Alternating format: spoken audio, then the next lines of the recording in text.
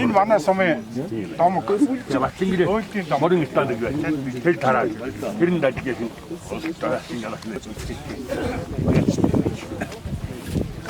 за одоо хоёр тур тэгээ танд хийчихэд очих. Би чиний ч танд мессеж хийчихэд туслах гэж тийм намайг инкам бол.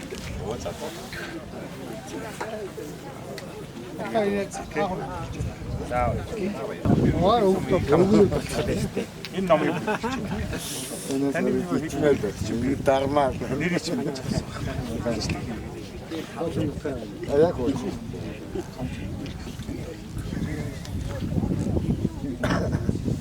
анатаа хүүхдээс чаваа танаа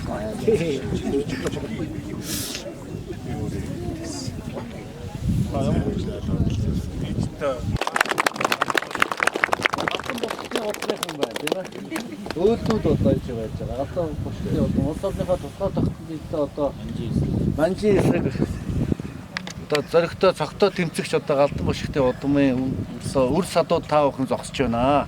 Шинээр соёлын яам байгуулагч учраас соёлын сайдаа дагуулад бас одоо боловсон соёлын зооны байнгын орон одоо гайжуулчны байгаль орчны яамны одоо сайд нартай одоо хамтдаа явж байгаа. Тэгэхээр нэг одоо архангай аймагт одоо манай төр ясны түүхэн удамжлын одоо маш сайн хөнгөлт одоо туслын хүүхдүүд туслын газрууд их байна. Одоо бид сая одоо явж байгаа энэ одоо одоо энэ дот ханиугийн одоо модын шануугийн одоо хотын шинээр нээс одоо манай архитектор эзэн гаман одоо эзэн гаман энд зогсож байна. Энэ сайхан надрыг одоо үзье. Энэ шинээр нэгдсэн түүхэн тусгал газартаа бас танилцъя гэж хэлсэн юм байна. Ингээд цаашдаа одоо төр улс маань энэ одоо үүх түүхээ хамгаалах ёстой, хайрлах ёстой, үр хүүхдээ өвлүүлэн үлдээх ёстой. Чингис хааны музей байгуулагдаж байгаа. Байгалийн түүхийн музей шинээр байгуулагдаж байгаа.